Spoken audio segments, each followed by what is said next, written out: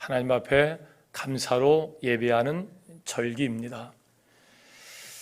우리가 어려운 세상을 힘들게 살아가고 있는데 그런 우리에게 감사가 없이 사는 것은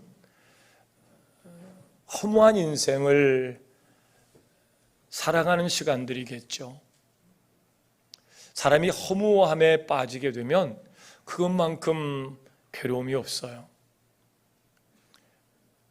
쉬운 말로 낙이 없다 그러잖아요. 즐거움이 없어요. 소망이 없어요. 기쁨과 감사가 없어요. 허무한 겁니다. 그러나 우리는 이 감사절기를 맞이해서 첫째, 하나님이 우리를 구원하심에 대한 감사. 다시 하겠습니다. 하나님이 우리를 구원하심에 대한 감사. 두 번째, 구원하신 우리에게 하나님께서 긍휼과 자비를 통해서 머리털 하나 상하지 않도록 지켜 보호하여 오심에 대한 감사. 이 감사만 가지고도 추수감사의 절기에 충분한 감사가 되는 줄로 믿습니다. 정말 어려운 삶을 보내고 있습니다. 그럼에도 불구하고 하나님이 나를 구원의 백성 삼으시고 또 이런 어려운 중에도 다른 사람의 구원을 위하여 2배 부흥 전도 축제에 참여할 수 있게 하시고 금식하며 다른 사람의 구원을 위하여 참여한다는 거, 이거 여러분 제정신 가지고 할 수 있는 일이 아닙니다. 정말 가장 의미 있고 가치 있는 일, 생명을 구원하는 일을 위해서 우리가 지난 100여일 동안 함께 움직여 왔습니다. 성령이 나와 함께 계심에 대한 증거이겠죠. 얼마나 어려운 상황이었습니까? 전 세계로 겪는 이 코로나의 어려운 상황, 지금도 뉴스만 들으면 혼란스럽습니다. 코로나가 처음 올 때는 백신이 어느 날 나오겠지, 그날만 오면 다 끝이야, 괜찮아. 백신이 나왔어요. 난 백신을 2번 맞아야 된다는 것은 또 나중에 알았어요. 2번 맞아도 안 된답니다. 최근에 감염되는 분은 1차, 2차 다 끝내고 돌파 감염되어서 그냥 6개월에 한 번씩 부스터 샷을 맞지요. 근데 부스터 샷까지 맞은 분들이 또 감염이 되면 도대체 더 이상 우리의 상식으로는 해결할 방법이 없는 듯해요. 이제 일상으로 이제 코로나와 함께 살자 그랬더니 뭐 여러분 거리에 나가보면 아시잖아요. 난리가 났습니다. 확진자가 더 늘어나고 사망자는 더 늘어나고 병상이 모자라서 이제 어찌해야 될까 고민해야 되고, 대선 국면에 사람들이 정치는 더욱 사나워지고 서로 편으로 나눠 싸우다 보니까 국가 미래 장래에 가장 중요하고 위급한 일이 무엇인지를 자꾸 등한시하게 돼요. 언론이 그럴 수밖에 없죠. 기후변화를 인한 인류 재앙은 불보듯 뻔한 일이고 코로나보다 더 큰 재앙이 우리 앞에 있을 터인데 거기에 대한 준비가 너무 미흡하고요. 코로나 정말 이대로 그냥 포기하고 마는 것인가? 다른 방법이 없다는 말인가? 여러 염려가 우리 안에 분명 있습니다. 그럼에도 불구하고 그런 중에도 내일의 소망을 갖게 하시고 그 소망 중에 사는 자들의 머리털 하나 상하지 않도록 여러분을 지켜 보호하신 것은 분명 찬양받으시기 합당하신 주님의 은혜인 줄로 믿습니다. 정말 한 사람도 코로나로 여러분이 정말 고통을 우리 임마누엘 교회에서 당하지 않으시잖아요. 예배가 중단된 적이 없습니다. 그럼에도 불구하고 하나님은 이곳을 성지로 삼아주셨고 성령의 도우심 가운데 우리는 승리한 줄로 믿습니다. 외부에 나가서 활동하다, 외부에 나가서 뭐 코로나에 걸릴 수 있어요. 그러나 교회 와서 코로나 걸리는 일들은 이건 정말 해석하기가 쉽지 않아요. 그러나 중세 때 그런 일이 있었거든요. 거의 대부분의 사람들이 교회에 와서 흑사병 걸려 죽었거든요. 저는 그런 일이 반복되지 않기를 위해서 정말 기도하면서 지난 2년이라는 시간 동안 기도하면서 왔어요. 왜 염려가 없어요? 왜 근심이 없어요? 그러나 역사를 주관하신 하나님이 역사하시면 모든 전염병은 떠나가게 될 줄로 믿습니다. 이 땅은 고쳐지게 될 줄로 믿습니다. 우리가 그 하나님을 믿는 것 아니겠어요? 그 소망을 가지고 감사하면서 오늘 예배를 드리는 겁니다. 오늘 본문의 저자인 아삽이 고통과 역경 중에서 감사하게 된 경위가 지금 우리의 현재 상황과 비슷해요. 감사할 일이 너무 많아서 감사한 것이 아닙니다. 오늘 시인은 번영하고 번창해서 주체할 수 없는 축복에 감사하여서 드려지는 감사가 아니고요, 정말 막을 수 없는 극심한 재난이 밀려왔음에도 도저히 헤어날 길이 없어서 하나님 앞에 간구하였더니 그 기도를 들으신 하나님께서 구원하심에 대한 감사예요. 세상의 악인들처럼 태평하게 산 것도 아니고 세상적 표준과 판단으로 볼 때 우리는 감사할 수 없는 상황이에요. 더더욱. 그러니까 이런 어려움과 고난과 역경 속에서 이렇게 모여지는 것은 정말 하나님의 은혜예요. 우리가 감사가 없으면 원망과 불평이 쌓이고 쌓이면 여러분 교회에서 아무리 불러도 여러분 교회 오시겠어요? 믿음인 줄로 믿습니다. 감사인 줄로 믿습니다. 우리 믿음과 감사로 오늘 이 추수감 1부도 자리를 꽉 채우고 2부도 꽉 채우고 이제 3부도 또 이제 하나님께서 꽉 채우게 될 겁니다. 우리도 지난해에 이어서 코로나 바이러스 인해서 우리 일상이 정말 고통스러워요.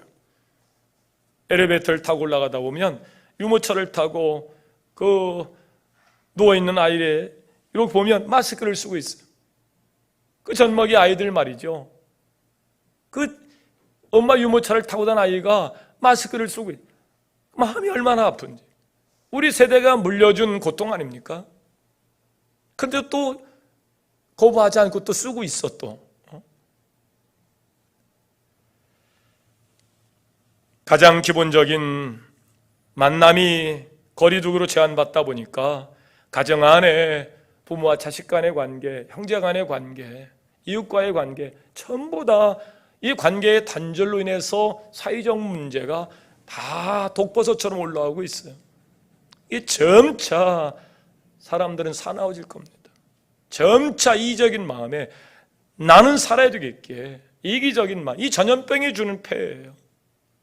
알베르 까뮈의 이 전염병에 관한 이해를 들으면 이놈이 꼭 희생양 찾기를 해요. 그리고 전가합니다. 우리에게도 그런 아픔들이 이제 서서히 독버섯처럼 올라오기 시작합니다. 그런 중에 대장동 사건은 정말 집값이 올라서 전전긍긍하며 다음 세대들 정말 살 수 있는 기반을 마련해 주실까? 천안은 그래도 괜찮습니다만은 서울 경기로는 정말 힘들어요. 그들이 수고하여 애써 월급 받아가지고 세이브가 됩니까? 전부 다 거처를 위한 비용으로 거의 다 나가요. 그렇게 모아서 집을 살 수나 있습니까? 꿈도 못 꿀. 다 허망한 것 하나에 다음 세대의 미래는 없는가? 이런 고통 중에 있던 우리에게 정말 상실감을 주는 사건이 생겼어요. 그게 대장동 사건이에요. 대장동뿐이 아니라잖아요. 정말 망연자실합니다. 도대체 그 검은 손의 끝은 어디까지일까? 정치는 더욱 사나워지고 국민들의 환경적 관계의 단절뿐만 아니고 정치적, 정서적 관계의 단절을 만들어냅니다. 자꾸 화합하고 연합해서 어려운 지경에 함께 손을 붙잡고 허리띠를 졸라매고 그렇게 가야 할 지도자들이 자꾸 편갈라치기를 하니까요. 국민들이 아냐고요. 사회주의를 해본 경험도 없고 우리는 뭐 없어요. 그런 중에도 신탁 통치를 반대하는 일들로 굳어진 이념적 갈등이 70년이 지난 지금에도 여전히 그 일로 국민들이 고통을 받고 있어요. 이거 다 이 정치하는 놈들이 잘못하는 거예요. 일제 36년의 치유 후에 우리가 사회주의를 해봤냐고요? 자본주의 해봤냐고요? 그 선동정체 국민들이 놀아나서 오늘 이 지경으로 나눠지게 된 거예요. 할 수 있으면 그냥 그 사람 이렇게 떠다가 저쪽 한강에다 다 갖다 빠뜨렸으면 좋겠는데 그럴 수 있는 사회구조도 아니고요. 그래서 우리는 기도 없이는 정말 살 수 없을 만큼 고통스러운 환경 속에서도, 그러나 유사일의 역사 속에서 하나님은 살아계셔서 역사를 주관해 오심을 믿으면서 그 소망을 가지고 하나님 앞에 기도하며 살아온 지난 한 해인 줄로 믿습니다. 정말 풍성하고 정말 넘치는 그런 축복 속의 감사가 아니고 고난과 역경 속에서도 하나님은 살아계셔서 반드시 회복시킬 것을 믿는 그 믿음의 표현에 감사 말이죠. 이런 어려운 중에도요, 정말 우리 교우들의 형편과 처지를 살펴보면 정말 또 많은 복을 받으셨어요. 오늘 2절 말씀 보십시다. 하나님의 그 섭리와 통치를 이해할 수 없었음을 시인은 솔직히 이야기합니다. 왜냐하면 하나님이 다스리시는 세상에 의인과 경건한 자가 복을 받고 번성해야 하는 것이 당연한데 불구하고 오히려 악인들과 오만한 자들이 번창하고 그들은 넘어짐도 없는 듯하고 고통도 없고 법은 다 빠져나가고 전혀 그렇지 않은 것처럼 살아가는 얼굴을 볼 때 정말 속이 불편합니다. 그들의 끝은 정말 이렇게 그냥 내버려도 되는가? 왜냐하면 하나님이 다스리시는 세상에 의인과 경건한 자가 복을 받아야 되고 번성해야 당연한 법인데 오히려 악인들과 오만한 자들이 번창한다 말이에요. 하나님은 살아계시긴 한 것인가? 하나님 역사를 주관하시는 주관자가 맞는가? 이 도도하고 교만하고 강포를 행하는 이 즐겨하는 이들을 바라보면서 얼마나 우리가 고통스럽습니까? 그런데 의로운 시인은 날마다 재앙의 연속이요 징계를 맛보고 있으니 도저히 이해가 안 돼요. 하나님의 말씀대로 살아보려고 법대로 살아보려고 애를 쓰면 애를 쓸수록 자꾸 수렁에 빠지는 듯하고 이 구주적 우려에 빠져서 꼼짝달싹할 수 없는 삶을 살아가는 성도들 말이죠. 이 아삽이 이런 고통 중에 오늘 기록한 내용으로 여러분 답을 찾아갈 수 있었으면 좋겠습니다. 죄를 짓거나 불의한 일을 행하였으면 그 값을 받는 것이라 하겠지만 늘 무지하게 할 수 있으면 경건하게 할 수 있으면 나누 섬기며 살려고 애를 쓰는 사람들에게 주어진 고통 말이죠. 답을 찾을 수가 없는 거죠. 시인은 이 역경의 삶이 너무나 고통스러워서 13절에 이럴 바에야 의롭게 사는 거 다 집어치우겠다는 거예요. 다 헛되다는 거예요. 하나님이고 뭐고 교회이고 뭐고 나도 그냥 얼굴 반질반질하게 나도 그렇게 살아갔으면 좋겠다. 악인과 함께 길을 걷지 않으려고 죄악의 자리에 함께 하지 않으려고 얼마나 조심했고 누명을 뒤집어 써나 복수하지 아니하고 사랑으로 용서하고 배려하며 살아왔는데 당하는 것은 종일 재앙과 징계와 책망뿐이고 하나님의 공의가 정말 있단 말인가? 날 사랑 안 하시는 건 아닐까? 하나님이 세상의 왕이 아닌 것은 아닐까? 이런 의심을 가질 수밖에 없는 세상의 일들 말이죠. 시인이 이렇게 낭망에 빠져 시험에 빠졌어요. 이렇게 고민하다가 17절에 가서야 성전에 나아가 하나님의 인자와 가르침을 받고서 그 해답을 찾기 시작합니다. 그 해답은 악인보다 넘치는 축복을 받아 재산이 늘어나고 건강을 찾고 만사가 형통하여짐으로 만족과 위로를 받아서 답을 찾은 것이 아니고 하나님께서 죄 가운데 우리를 건지심과 또 구원 이후에 영원한 관점에서 자칫 육신의 옷을 입고 사는 잠깐의 삶에 내가 미혹받아서 미끄러지고 넘어진 이후에 영원히 갈 수밖에 없는 지옥의 불 앞에서 우리가 건짐을 받은 이 구원에 대한 감격으로 다시 아삽은 제정신을 차려요. 저도 중2 때 사춘기에 중2병이 왔었어요. 우리도 일부 예배 보면 중2 정도 된 애들 예배 드리는 보면 이건 예배가 아니에요. 학교 가면요 선생님은 얘기하고 애들은 잡니다. 선생님이 뭐라 그래도 그냥 들을 척도 안 해요. 근데 교회는 학교하고 다르잖아요. 하나님을 찬양하는 자리이고 감사하는 자리고 그 영광된 예배를 드리는 자리에도 전혀 반응을 안 해요. 아멘도 안 하고 박수도 안 하고 인사라고도 안 하고 그냥 이러고 있어. 나도 답답하니 그 부모들은 얼마나 답답할까. 그런데 가만히 생각해보면 답답할 것도 왜 하냐. 왜? 우리도 다 그 기간을 겪었어요. 그걸 중2병이라 그래. 중2병. 학교 끝나고 나오는데 남루한 옷을 입은 부모님이 교문 앞에 있는 거예요. 장에 왔다가 자기 자녀 데리고 가려고. 야, 네 엄마 아니야? 순간 친구들이 전부 다 쳐다보니까 남루한 세탁 옷에 부끄러우니까 우리 엄마 아니야? 그러고 그냥 혼자 도망가요. 그때는 그게 그렇게 부끄러워.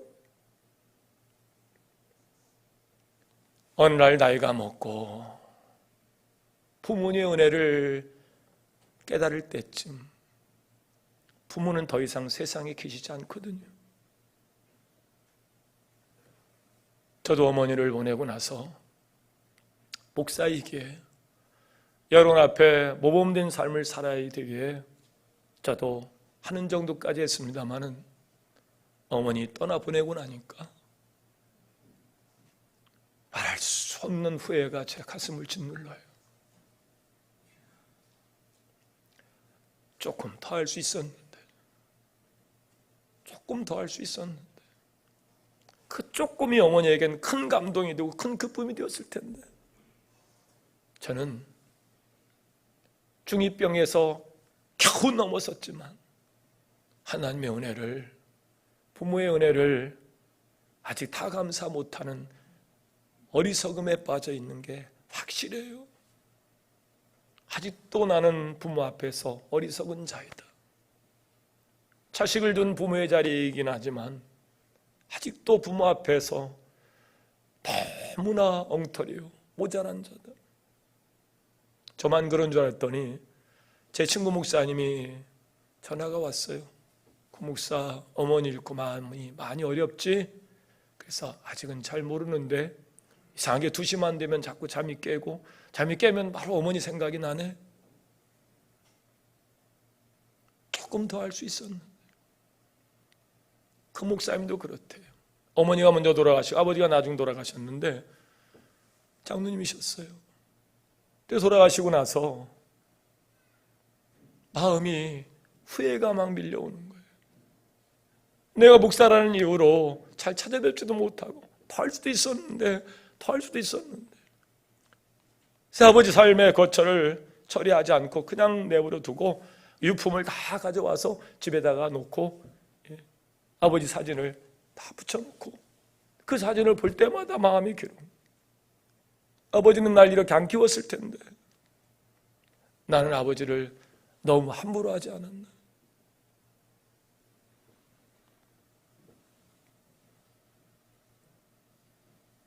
중2병 잠시 잠깐에 그럴 때가 있어요. 그러나 금방 또 진화적으로 금방 또 마음이 넓어지면서 그 문제는 해결돼요. 근데 인생이라는 거, 육신을 입고 사는 이 기간 동안 우리는 길다 하지만 정말 짧은 기간이거든요. 이 기간 동안 내가 자칫 중2병과 같이 그 오류에 빠져서 악인들의 형통과 의인들의 고통을 이유로 나도 미끄러질 뻔했다는 것이 아삽의 이유예요. 근데 어느 순간 하나님의 하나님 되심을 경험하면서 우리를 구원하심과 우리를 영생에 이르게 하신 하나님의 은혜를 생각해 보면서 하나님이 어떻게 역사 속에서 이렇게 오셨는가. 악인은 현세에서 번창하고 풍성하고 행복하여도 종말에는 반드시 파멸과 황폐와 전멸로 운명을 마치게 될 것이라는 사실, 그리고 의인은 현세에서 하나님의 교훈을 따라 살게 되는 일이 어렵고 고통스럽다 할지라도 종말에는 하나님의 영광이 이르게 된다는 놀라운 사실을 발견하고 자칫 내가 미혹에 빠져서 미끄러질 뻔했지만 하나님의 도우심 가운데 다시 제정신을 찾고 하나님 앞에 드려지는 감사예요.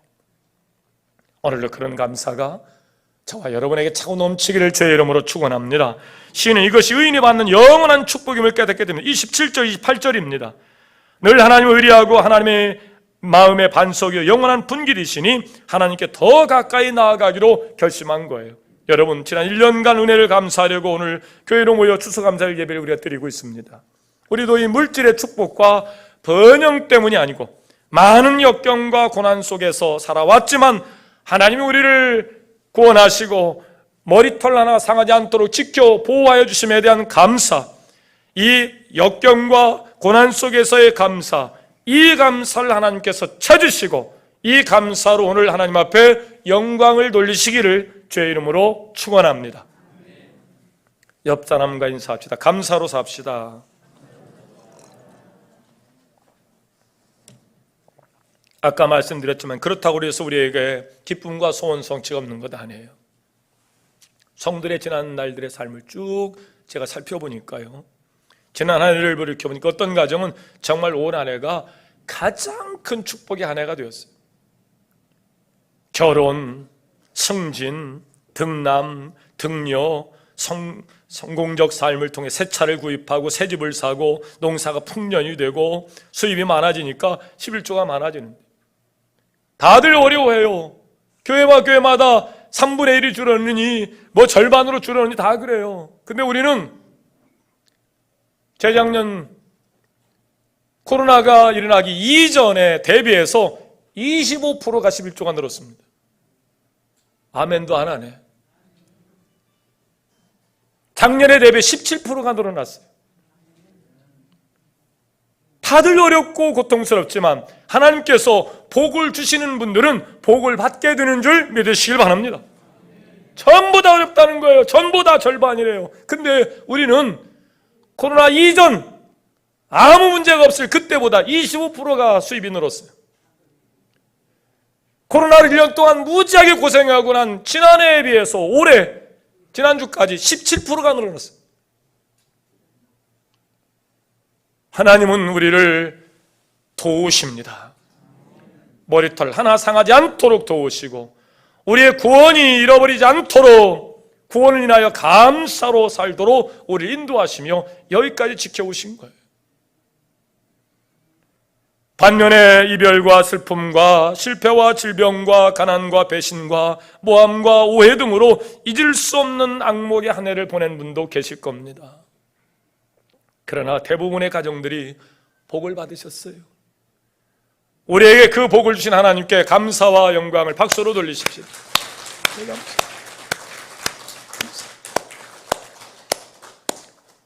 정말 머리털 하나 상하지 않도록 이 코로나의 엄중하고 위협한 상황 속에서 우리에게 이런 믿음을 잃어버리지 아니하고 감사로 또 기쁨으로 소망을 가지고 오늘 예배에 참여한 이들도 정말 큰 축복이죠. 여러분, 이처럼 성도는 거의 다 고통과 역경 속에서 하나님을 만나며 또 하나님의 은혜 가운데 살고 있어요. 아삽의 삶과 똑같은 고백 속에서의 감사죠. 아삽이 이 진리를 깨달은 후에 이 세상에 현혹되어서 더 이상 신앙적 사고를 하지 못했던 중2병과 같은, 아니 철없던 시대의 삶을 돌이켜 뉘우쳐 회개합니다. 그때는 내가 왜 몰랐을까? 남루한 옷을 입은 주문 앞에 엄마를 내가 왜 모른다고 부인하고 혼자 도망갔을까? 내가 왜 나를 낳아준 부모에 대해서 그렇게 조금만 더 하면 감동을 주고 기쁨을 줄 수 있었을 텐데 이런저런 핑계로 그 일 못하며 살았을까?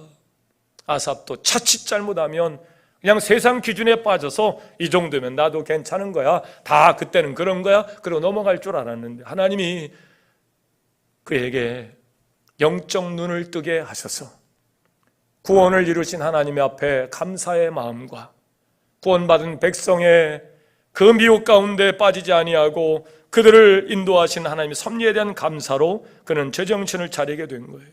여러분, 세상의 법은 악인이 번창하고 의인이 고난을 당하는 것 세상의 법이에요. 이러한 법을 바라볼 때 우리가 부러워할 때가 있죠. 나도 좀 아버지 잘 만나가지고 50클럽에 들어가면 안 될까? 아버지가 국회의원이라 성과급으로 받은 50억, 그 뇌물 아닙니까?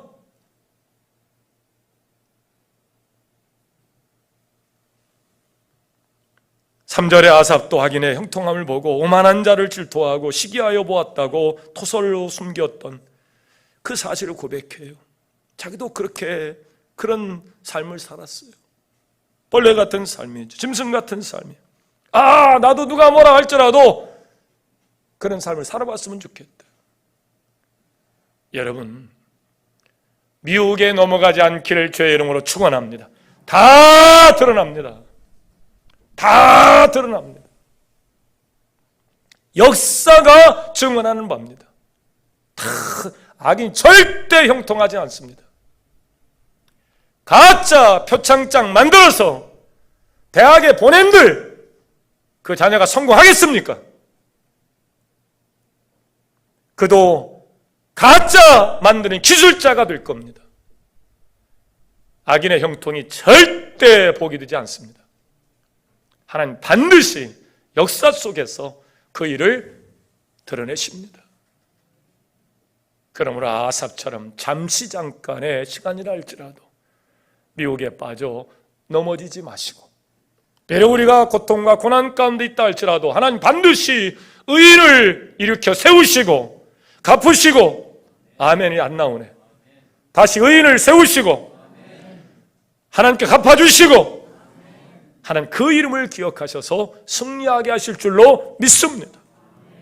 이 하나님을 우리가 믿는 거예요. 그래서 아삽이 고난과 역경 속에서도 감사하는 거예요. 모든 것이 감사할 만한 것이 되어서 번창하고 풍성하고, 그래서 또 다 이거네 하나님 감사하지 않으면 벼락 맞겠다 그래서 하는 감사가 아니에요. 그 고난과 역경 속에서 내가 거기에 미혹에 빠지지 아니하고 미끄러지지 아니하고 흔들리지 아니하고 여기까지 온 거에 대한 감사예요. 시인은 바로 이 은혜에 감사하는 겁니다. 그리고 이후에 영광의 자리로 자기를 이끄실 것을 바라보고 더욱더 성도의 올바른 자세를 가다듬으며 얼굴에게 아름다운 고백을 남기고 있습니다. 여러분, 오늘날의 성도들도 아삽처럼 미혹되어 세상 가운데 살아가려고 애를 씁니다. 그러나 여러분, 속지 마십시오. 악인이 살아가는 방식을 따라가지 마십시오. 그들이 가는 길은 구원받은 의인의 길이 아니고요, 이 세상과 눈에 보이는 것만 보고 욕심을 품지 마십시오. 넓은 안목으로 영원한 세계를 바라보는 하나님의 세계관을 갖기를 주의 이름으로 축원합니다. 따라합시다. 역사는 하나님이 주관하신다. 하나님이 주관하시는데 그런 불의한 일들 그냥 내버려 두겠어요? 오늘 말씀 보세요. 18절, 주께서 참으로 그들을 미끄러운 곳에 두시며 파멸에 던지리니 그들이 어찌하여 그리 갑자기 황폐되었는가. 놀랄 정도로 그들은 진멸하였나이다. 놀랄 정도로 하나님께서 아주 극단적으로 박살내시겠다는 거예요. 그렇게 역사가 증언합니다. 잘못된 길로 잘 먹고 잘 살던 세대가 영원했던 것을 본 적이 없습니다. 역사 가운데 반드시 망했습니다. 그래서 우리에게 있는 이 어려움은 하나님께 간구하고 신뢰하여 항상 붙어있게 되는 것이죠. 그래서 성경은 고난이 유익이라고 합니다. 왜? 고난 가운데서 우리는 하나님을 바라보거든요. 절대 등 따숩고 배불러서 믿음의 자리에 오래 서 있지 못합니다. 반드시 타락합니다. 그러나 고난이 우리를 붙들어줍니다. 그래서 고난은 우리에게 큰 유익이 돼요. 이처럼 고난은 신자를 신자 되게 하는 훈련장과 같은 곳입니다. 이것이 자기 백성들을 향한 하나님의 섭리입니다. 하나님의 일하시는 방법입니다. 그러므로 현재 고난에 아삽처럼 잠시 잠깐 원망과 불평의 자리로 미끄러 내려가지 마시고 고난 속에서의 하나님의 섭리를 찾으시고 그 은혜를 꼭 붙잡으시고 승리하는 여러분 삶이 될 수 있기를 주의 이름으로 축원합니다. 말씀을 정리합니다. 계속된 코로나로 모든 것이 무너질 듯하지만 하나님이 우리를 구원하심이, 하나님이 나와 함께 하심이 든든한 반석이요 요새가 되어가고 있습니다. 우린 더 이상 이런 것에 이제는 개의치 않습니다. 코로나 할아버지가 와도 이제 우리가 하나님을 향한 이 믿음을 뺏어갈 수가 없을 만큼 여러분이 이제 성장하셨습니다. 이 믿음 가지시고 다음 세대에 정말 큰 영향력을 끼치는 자로 우뚝 서시고, 난세 중에 영웅난다 그랬습니다. 이 어려운 중에 여러분의 믿음으로 하나님의 영광을 나타내며 다음 세대에 큰 복을 이끌어 가시는 선구자가 될 수 있기를 주의 이름으로 축원합니다. 화평방송 구독, 좋아요 부탁드립니다. 감사합니다.